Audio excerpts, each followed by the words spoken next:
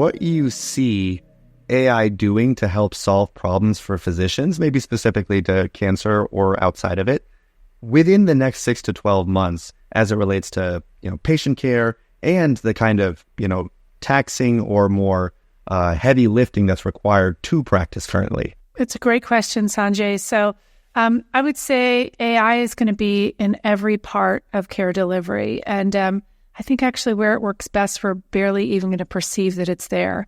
So if I could just walk you through a journey, everything from reminding patients that they need screening to enhancing screenings, things like CAD enhancements of mammography, things like polyp interpretation and colonoscopy, enhanced reads of CT scans that learn from MRIs that have large language models that enhance their capabilities to understand what they see, reading a biopsy report in pathology, clinical decision support, which I think we'll talk about more, that I think is really critical, and how doctors are offering patients the ability to have access to clinical trials and to think about the complexity of care delivery choices in the therapeutic journey. And then as the therapeutic journey changes, as it often does in cancer care, how we think about that with clinical decision support, how we get the patients the right information that they need for them and their caregivers. So from the care delivery piece, I think that there are so many places. And where I see it today in terms of just outside of the care delivery pieces in drug discovery. So, whether it's designing the right proteins for understanding the folding of proteins and designing drugs to really think about how you begin clinical trials, or even clinical trial optimization, because clinical trials are very expensive. And you can probably optimize clinical trials so they're powered effectively to give you the result that you need to understand if a therapy is going to be effective by changing certain parameters. And AI is used in all of those spaces today. But to your question more directly, how it impacts physicians in sort of our work burden, because it has become administratively burdensome to be a working doctor. And like Sanjay, I also am a working doctor. So I'm a breast medical oncologist in Austin, Texas, at Texas Oncology. We use AI in the clinic today. So we have, I use an AI scribe. So I have ambient listening as I sit there and talk to patients that allows to a note to be created that about 30 seconds after I finished a visit, a note is scribed to reflect the things that we've talked about in our visit. So that could be anything from a patient understanding their stage, their therapeutic plan, risks and benefits of alternatives of various different treatments.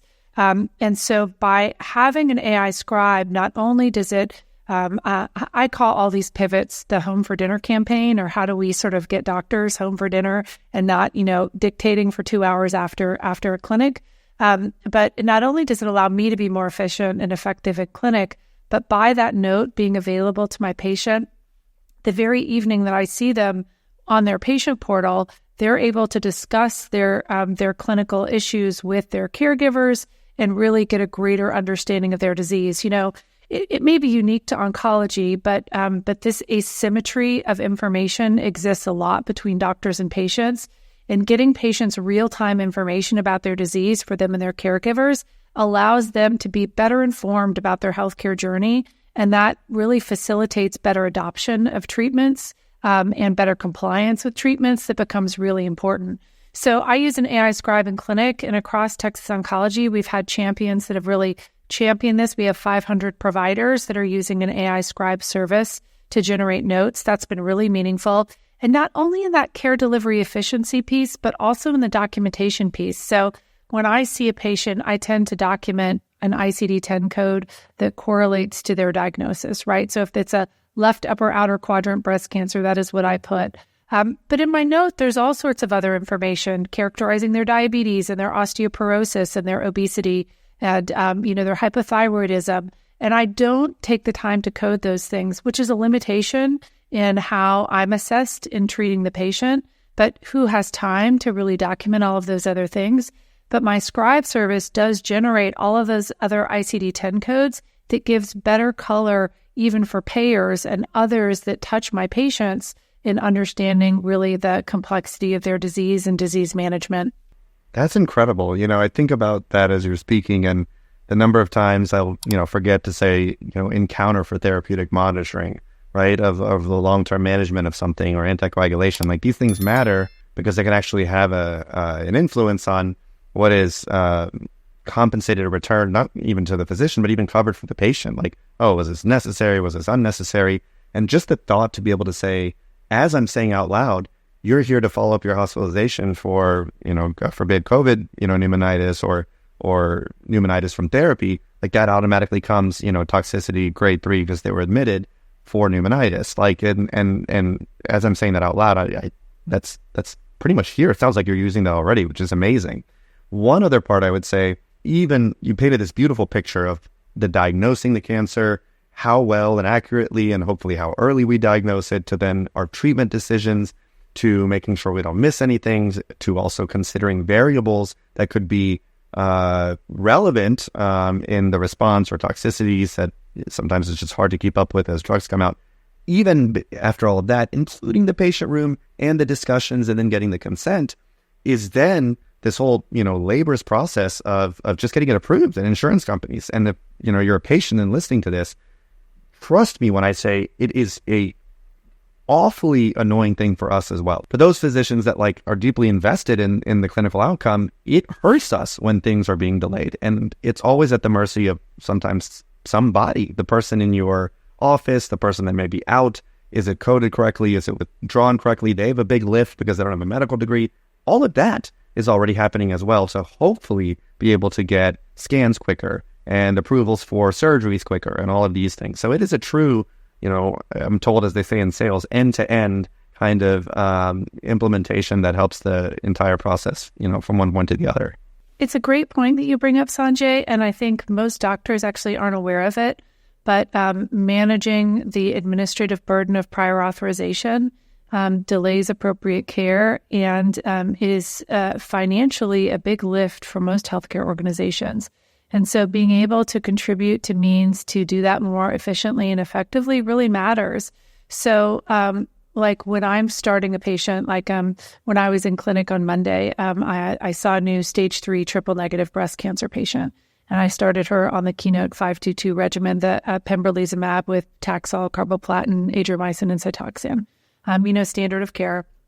But what I did for her was multi-component, right? Because I had to stage her cancer and talk to her about that, educate her, write for her chemotherapy, and do all of the appropriate workup. So one of the things I did is I tested her thyroid function, right? Because and while that's nothing to do with her cancer, I know I'm going to put her on immunotherapy.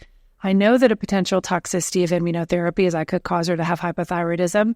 And what routinely happens is when doctors write for a thyroid function evaluation in the laboratory, it's a reimbursement hazard because you haven't coded for an appropriate diagnosis to make that appropriate. But because I use an ambient AI listening service, I've explained to the patient, why I'm ordering these different tests, and it's there. So when my team wants to understand what codes are there to better justify the laboratory tests that I've ordered, they have it available. And so it helps manage the prior authorization of those evaluations much better.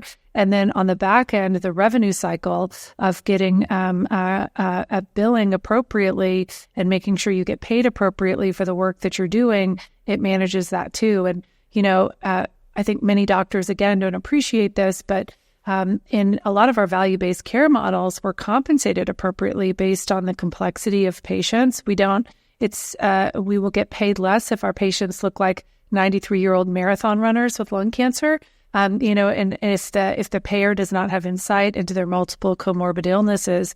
And so our failure to document that hurts us in terms of that reimbursement. We have to manage all those things, right? But when we don't document it, and who has time, most of us have a huge administrative burden already, that if you're not documenting appropriately reflective of patients' comorbid illness, your reimbursement is less. So you probably are familiar with CMMI's Enhancing Oncology model, which is CMMI's alternative payment model pilot in value-based care for cancer care. So if you have one less hierarchical condition category, which is like one less comorbid illness, on average, it's about $7,000 less of compensation that a practice receives for the care of that patient. And so there are a lot of aligned incentives to try to make sure that your medical documentation is really accurate, not just sufficient to treat the cancer, but is an accurate reflection of the picture of the patient as it possibly can be. So I think AI helps us there because most of us are spending a lot of time jumping through the administrative hurdles, trying to get our patients what they need. And something as easy as ambient AI listening, as a scribe service that can provide additional documentation for things like ICD-10 codes, can augment your practice in so many other ways, in addition to making it easier.